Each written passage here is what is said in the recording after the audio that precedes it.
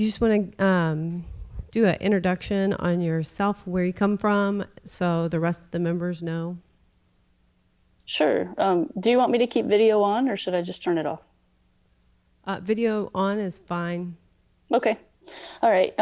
Good morning, everyone. I'm Kate Peterson Mace. I'm at ESNet Energy Sciences Network, based at Lawrence Berkeley National Lab.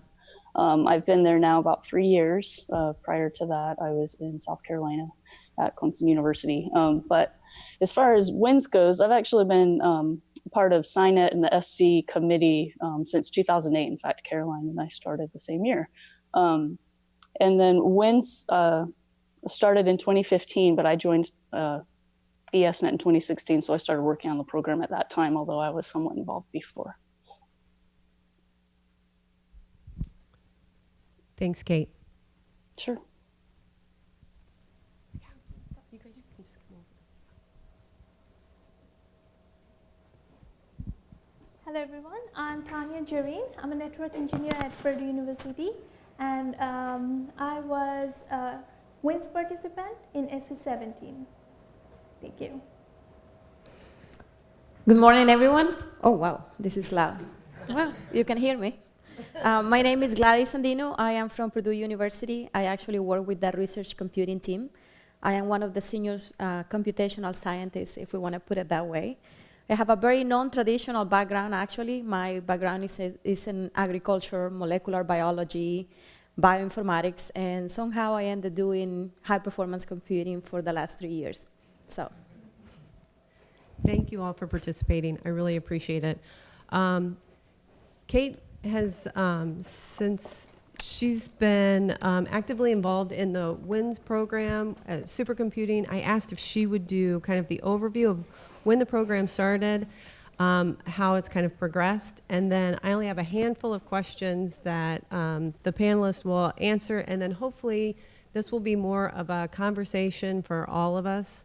I thought it was a nice segue from Maureen's talk to kind of highlight what's happening at Supercomputing with the WINS program, and then with Gladys, your experience as far as the HPC environment. It's not completely different from networking, but you have similar challenges, and I think that would be interesting to folks here as well. Okay. So Kate, you want to take it away? Sure. Yeah, so the WINS program started in 2015. That was actually the official pilot year, meaning that it was actually added to CC Star Award at UCAR, the University Center of Atmospheric Research, based in Boulder, Colorado.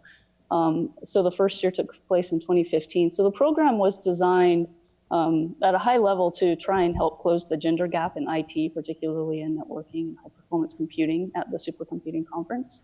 And so many of the people, so the grant, it is actually funded by NSF and then also by ESNet and Department of Energy, meaning that it funds me to help run the program. But then also if there are any, it's also open to DOE,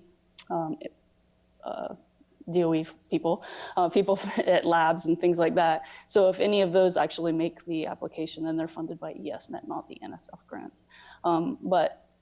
So starting in 2015 in Austin, created to also help kind of open up and kind of create a talent pipeline for SciNet as well, while exposing the opportunity, because being part of SciNet and SC on the committee is actually really an excellent professional development opportunity.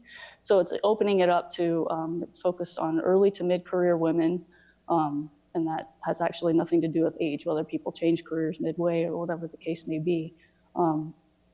And so it was kind of to help kind of get them in the door and provide some seed funding, especially if they're from smaller institutions. They may not have the funding or initially realize the benefits of sending one of their people to SciNet or for SC for such a period of time without initial funding. So then in 2016 was the first official year when we got the NSF award. It runs actually through the end of this year, 2018. We're actually working on a 1-year supplement to try and get it to run through 2019 as well. And then we're in the process of working with SC and other entities to try and figure out the sustainable long-term plan for the program. So far, we actually just awarded 5 new participants for the 2018 SE18, which will take place in Dallas. So with those 5 individuals, it will have funded 24 women total to be part of the SciNet team. So it is a competitive application process. We do have members from the community that have been on the selection committee, some from SC and SciNet, some from just in the research and education community. So it is actually pretty competitive, and we've had some excellent participants, one of which you're actually looking at right there, Tania, up on the stage, or up in front. So, but essentially we give them kind of a brief overview of SciNet and the various teams that make up SciNet. They're given the opportunity to rank their preference on which teams maybe they're most interested in learning about and working on, that might fit their skill sets, et cetera. So then the selection committee pairs them up with the team, and then we work on integrating them. So we're actually, for this year, next week, we're having the SE18 kickoff call with the new participants, so that they've been introduced to their team leads already and their mentors. And so I'll be working with them throughout the rest of the year to get them integrated into their assigned teams, whether that's the routing team, DevOps, network security, fiber team, whatever the case may be. So we've had several participants return every year, especially because they build up their skill sets, but also their professional networks, so that they're able to bring that back to their institution to help them in their day job. And so several have returned. In fact, last year we had a high number return, and I apologize, I don't have it in front of me, but quite a lot. And we've actually had a few rise in the ranks and become co-leads of certain teams. So it's been a very successful program, both for, I believe, the participants, but Tania can speak more to that, but also for the mentors as well. I've gotten a lot of good feedback from the team leads and mentors on the benefits that they've had of, like I said, opening it up to a wider pool of people who have very high standards and very professional, and learning how to do this in it may be a different way, or using different equipment that they haven't been able to do at their home institution, exposing them to new technologies. So it's also been supported at the SC committee level, meaning that the SC19 chair is very interested in helping, to help the program running. And so every year we've had more applicants and more interest, just because it's actually become a very, very well-received program all around. So. Perfect. Thanks, Kate. It just dawned on me. How many people, show of hands, know what SC is when we use those 2 letters? Okay. Well, for those that don't know, Supercomputing is a organization that puts on a, Kate, you may have to help me on this one, that Sure. we put on a huge conference that happens at different locations every year. And we referenced SciNet a couple times, and SciNet is really the back end of supercomputing. So all of the folks that participate in supercomputing, well, like IU and Purdue both will have booths there. They will demonstrate all of the cool tech things that they've done throughout the year. But the network that goes from booth to booth is put together by folks like Tania, or Tom Johnson participated as well. And what happens is, over the course of a month's time, folks go, they build the network, they make sure it's set up for all of the booth participants, and there's heavy industry there as well. So Dell will have a booth. What was it? Dell. Right, all of the HPCs. And then what happens is that behind the scenes, folks like Tania and myself and Tom all were able to work on gear that our home institution didn't have exposure to. So at the time, we didn't have Brocades. We didn't have the top level Cisco. Since we were more of a Juniper shop, we were introduced to technologies that otherwise we would never have been able to actually drive. So that's the part of the huge professional development that Kate was mentioning. So I just wanted to make sure folks kind of had an understanding of what SC was. So does that help? Yeah. Yeah, Great. basically it's an international conference, and the attendance is usually somewhere between 10 and 11,000, just like Caroline said. And so there's a large technical program component that's very competitive, and then there's an exhibit floor, which is where kind of SciNet lives. Aside from, we also provide all the network connectivity for the entire technical program and committee offices as well. But it's, yeah, if that helps. Okay, thanks. So I just wanted to go over with the panel and see if folks could describe what part of the team you play in your current career or in your current job, and what are contributions that you would view as significant. Okay, you want me to start? Sure. Okay, so as I mentioned, I am the computational scientist with research computing. Research computing is actually under the umbrella of information technology at Purdue. And so, but our team specifically is working with high-performance computing resources that we provide. We provide the resources, but we provide the expertise. And so in my case, I do everything that is related to bioinformatics applications and tools. So I am basically sort of like the liaison between research computing and the College of Agriculture. And so I relate with a lot of the faculties that are doing next generation sequencing, which is related to DNA and RNA sequencing. And so to be able to do that, to put those genomes together or to look at differential gene expressions, we had to use high performance computing to be able to do that. And so I am the person in my group that has the expertise that understands the data and also understands the resources, because in the past I was a user too. And so now I get to work in the back end and sort of understand more or less how the applications work, how we can troubleshoot the issues. One of the things that I enjoy the most is actually working with the students in the one-to-one interaction. So our group actually has something called coffee consultation hours, where we meet with the students or faculty that need expertise with bioinformatics application, or just with the basic of Unix, or how to get in access to the to the clusters, or to a specific supercomputer on campus. Besides that, I do a lot of teaching too. This semester I developed a class that is called High Performance Computing for Life Sciences. So knowing that there is a need in the College of Agriculture, we decided to collaborate with 2 other faculty members at Purdue, and just to put a class that we can actually teach the students in the College of Ag how to use the bioinformatics applications to look at the data. Also, I work in, I do a lot of workshops related to, like I mentioned, Unix and access to the high-performance computing that we have on campus. And in 2016, I also co-founded the Women in High-Performance Computing at Purdue. And so that's a part of the initiative to draw more women to the HPC field, and also to promote a little bit of awareness that there are different fields in high-performance computing that women can also be involved. That's extremely impressive. On those workshops, is it exclusive for only higher ed, or do you branch out? What's the scope? Anyone actually attends. So we have not just the students, but we have faculty coming to our group, to our workshops.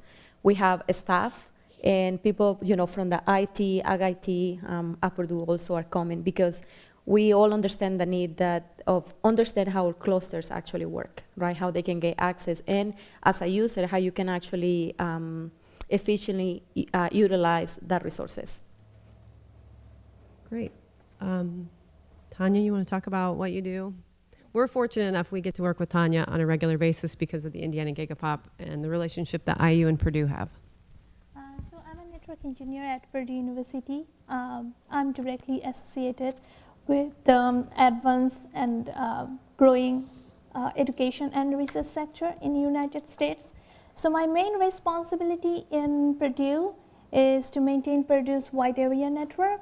So I collaborate with research and education vendors like Gigapop, Internet2, iLight, other research universities, and national labs to maintain Purdue's 20 gig commodity and 100 gig research network. I also work in Purdue Data Center, regional connectivity. We have 3 regional campuses. So their regional connectivity to Purdue, and then exit connection, Persona, and LAC1 CERN connectivity to Purdue. I'm also a reviewer for NCWIT collegiate and high school scholarship, and this year also I'm a reviewer for the Anita Brock, that is the graduate level scholarship judgment. That's all. Yeah, thank you. Great. Kate, you want to talk about what you do on your day job? Sure. I'm part of the science engagement team at ESNet, which that means basically our group works a lot. We're more outward facing. We work a lot with the engineers, of course, and various parts within ESNet, but then we focus on the users. Those can be folks at DOE facilities, but also it's sometimes researchers and scientists that are funded, maybe the university, to use DOE resources, whether it's an HPC center or a beamline, whatever the case may be. So we work with them to kind of understand what their science workflow is, maybe who they're collaborating with, and then try and help them find ways to essentially move their data more efficiently and faster. ESNet provides the backbone that connects all the DOE facilities, even though about 80% of the traffic originates or terminates outside of the DOE complex at universities, whatever the case is.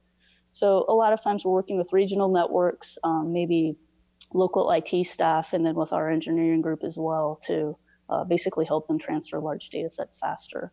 I'm also helping with, and it's in the process of planning the next version of our backbone. So we're in the process in 2020, we're gonna start actually replacing all the network equipment that goes throughout the US to build the new backbone. So I'm fortunate I get to work with a lot of our users, but also with almost every part of the organization, all the different teams.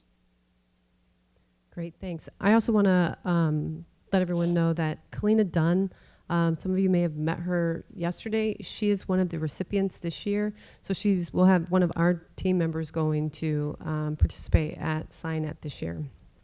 So I really, I'd like for us to highlight how each of us got started in tech. So I'm going to start out by letting everyone know I don't have a degree in computer science. Mine's in English. I actually thought about being a copy editor, and then I realized what that meant, and I thought for sure I would probably end up hanging myself. So I was fortunate enough to fall in love with IU and the NOC, believe it or not. I started out taking all of your calls when you had trouble with your network. And then from there, I studied really hard, and I worked with Grover Browning and others, and they were huge mentors, and they helped push me into the field of network engineering. So if each of you want to talk about how you ended up where you are and how that came about.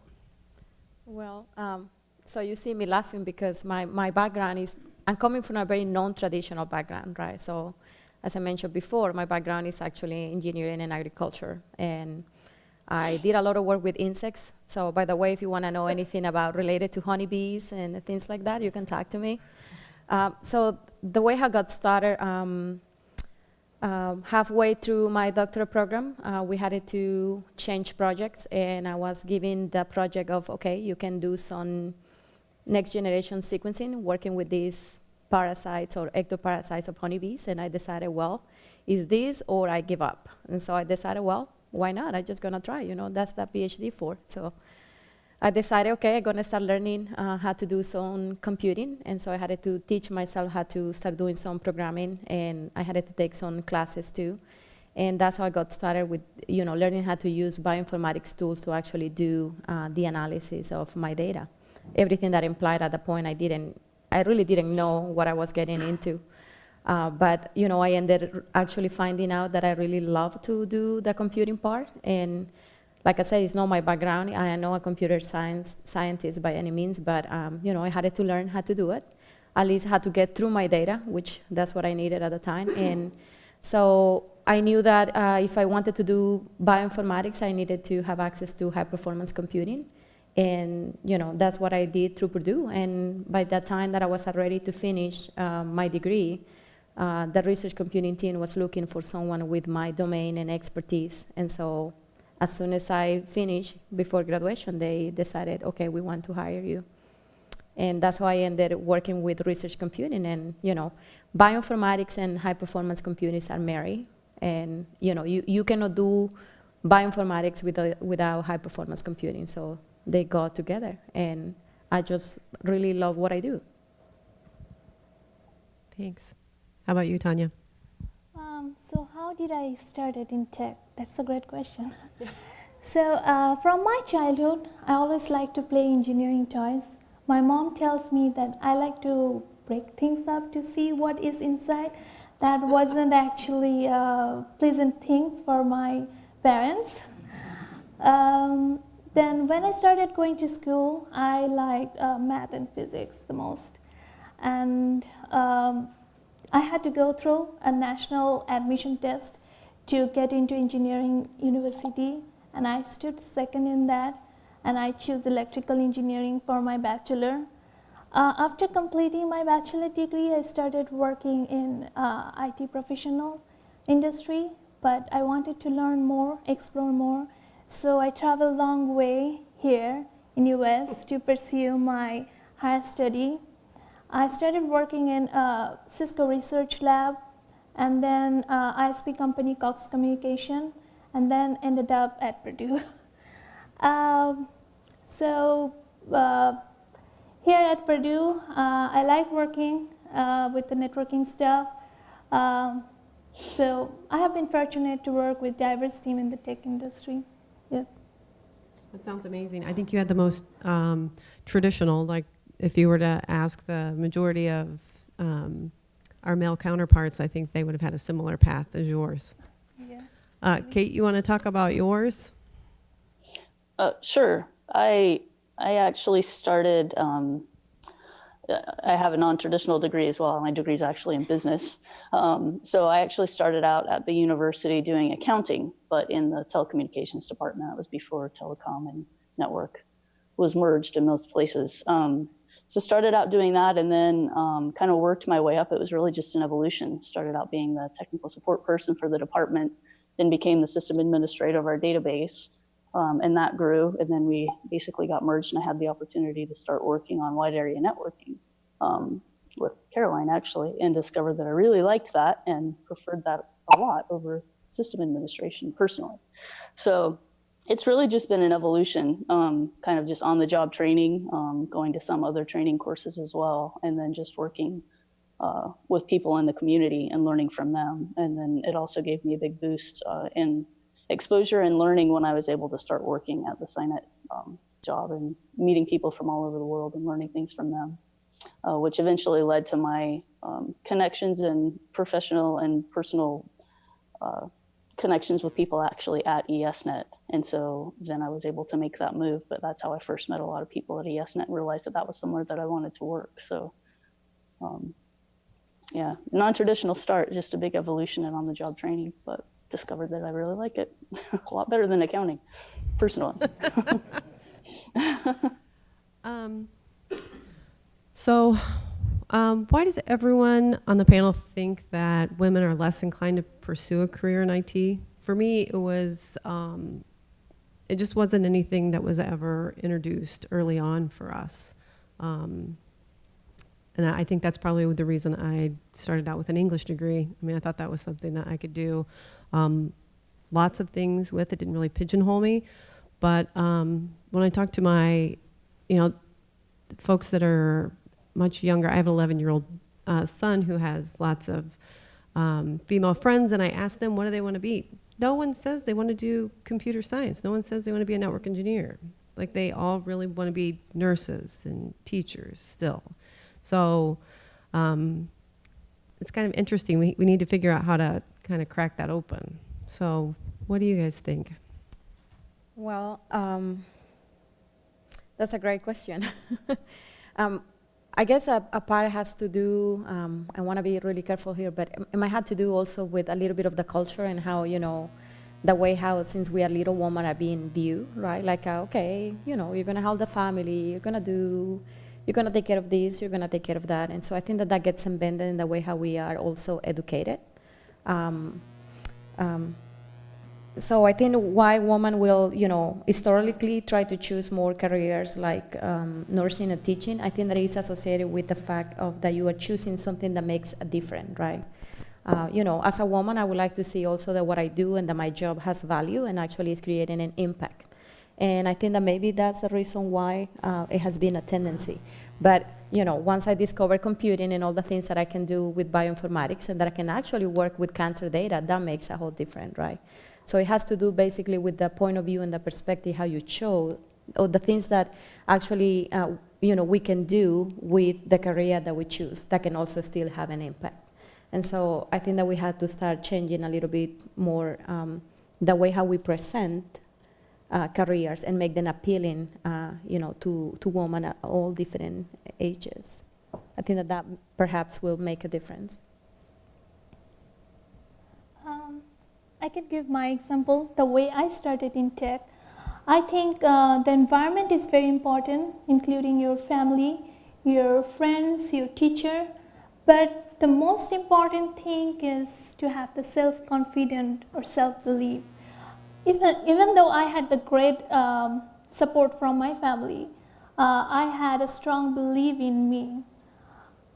In my childhood, when I was going to any toy store, I liked the engineering toys, which are actually intended for boys. So we have to get out from this gender stereotype thinking, and I think it needs to be started from the very beginning, from the childhood.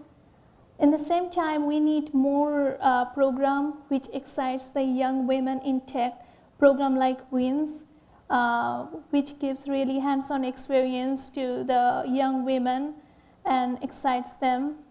And then at the same time, I think we have to communicate with other women and we have to share our success story to them so that they can be in the tech industry. And women have to believe that they can be the best in tech. I think that's our struggle, is that it's really hard for us to brag about ourselves. I mean, no offense, but for some reason it seems easier for guys to say, hey, I did this really cool thing. And for us, it almost feels kind of dirty, like maybe we shouldn't feel really proud about it, because unless we really helped someone in some way, it seems wrong. So I think it's a perception thing as well. I know it is for me. Kate, did you want to weigh in on that, or are you good? No, actually, Tania said a lot of what I was thinking of saying, so I don't think I have anything. Just basically starting early and encouraging. You know I personally wasn't encouraged to pursue something in science or technology, but luckily things like that are changing. But then also, kind of like she said too, is educating, not just girls, but I think, the kind of everyone really on what you really can do about it with it. And it's not, if you're going to computer science, it doesn't mean that you're going to be sitting in a dark room on a computer by yourself forever. There's a lot more to it than that. So, yeah, I think the points made were good. I agree with all of them. So, I'd like to get some feedback from the audience as far as, is this, the WINS program, is that anything that sounds appealing as far as for your home institution? Maybe it's something that if you have engineers that were interested, like Marianne reached out to Cleanup, made sure that she knew that we would be extremely supportive in that. So just like if there's any feedback, if you guys are interested in supercomputing, if you see that would be an excellent way for professional development for your staff members. I could just say, we've sponsored a number of people to participate in SciNet over the years at the Global NOC. We, Tom Johnson, as Caroline mentioned, was participating for several years. Caroline participated on the routing team. She's now working, I'm not sure what your team is called now. So it's the Network Research Exhibition. So, Yeah. I mean, essentially, as I understand what she does on her current team is she works with the researchers to make sure their needs are met within the booth. So the network needs are delivered to the booth that they need to do their experiments and whatever they're showcasing. So, you know, there's a number of things, benefits that have come out of participation with SciNet. First of all, it is a major commitment on the institution's part. You're sending staff out of the office for some period of time to work on setup and tear down and there while the show is going on. But the value that you get out of that is significant. You know, Caroline, I know, for example, has made contacts throughout industry that have been very beneficial to us in our work with iLight. You know, we're working on a project right now that is a result of some connections that she had with Sienna and some of their technical experts. So again, there's a lot of residual benefits that you receive from this. Jeff Schwab, who's sitting behind me, was the chair of SciNet this year, so he could certainly speak to some of the value that he's gotten out of that opportunity. And then the WINS program in general, you know, getting women to participate, of course, is of interest to me and Caroline and others. You know, certainly listening to what Maureen had to say earlier this morning. You know, it's very important, I think, for all of us to encourage women to participate and be involved in technology. And so I think, you know, it's on us to do what we can to encourage and mentor our staff in that direction. So.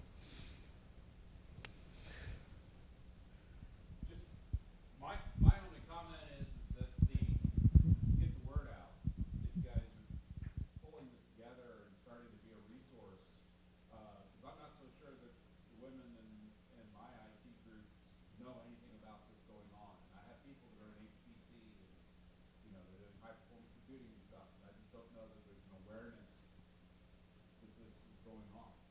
Okay. You know, That's excellent feedback. somehow. Yeah, that's great feedback, and I think one of the things we can do is make sure that the ILAC membership is aware of when these opportunities exist, when there's a call for participation in SciNet, when there's a call for applicants for the WINS program, or whatever will follow the WINS program. As Kate mentioned, it was funded by the National Science Foundation, and ESNet put some funding into that as well.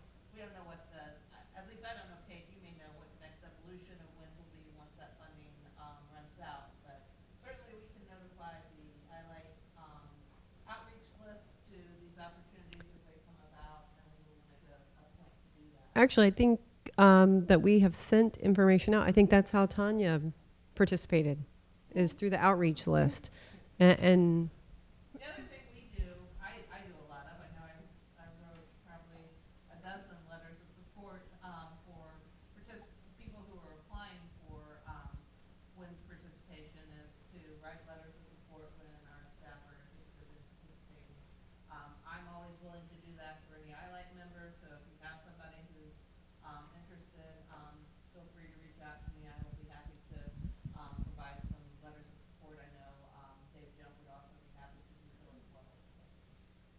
I think, you know, we try and get the word out as much as we can. We hit all the mailing lists that we know of. If you have other mailing lists, other ways to get the word out, let us know. Let Carolyn know. I, as former SciNet chair, I can certainly help get the people to the right lists. Kate, Carolyn, the whole WINS committee tries to get it out. We try. I'm sure we got it on the opportunities list, and I remember seeing it.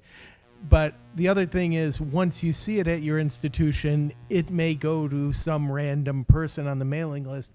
The next step is very important, is to encourage your staff to apply for this. I've had several people at Purdue that I've had to just personally stand in their office and say, this is a great idea. And I think, the thing we can all do here is to make sure when we see the calls that it gets to the right people so that they apply and get this enormously incredible opportunity. Thanks, Jeff. Thanks, Marianne. I really appreciate that. We only have like 4 more minutes. Do we have any, do you guys have any last parting thoughts that you'd like to cover? I know we started a little bit late, but. So I think I wanted to add one quick thing. I couldn't hear all of the comments from the room, so I apologize. Excuse me for that. I could hear, I think that was Marianne and Jeff. But just one quick thing, as far as encouraging your staff to apply for the program, I couldn't agree more. But in addition, especially since the program is targeting early to mid-career, and like I said, that actually is, regardless of age, whether someone has switched careers or not. But we've noticed in a lot of the applications, if you're encouraging someone to apply, which you should, but also if you could maybe help them with their application, whether that be, if they are truly early career and they maybe have just graduated and you've brought them on.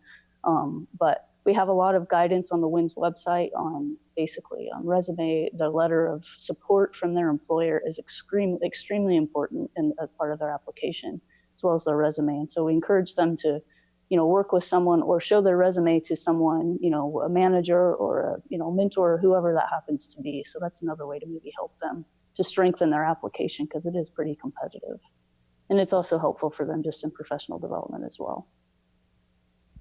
And I should say, oftentimes we've had people who have submitted applications who were not accepted in the first round, don't give up.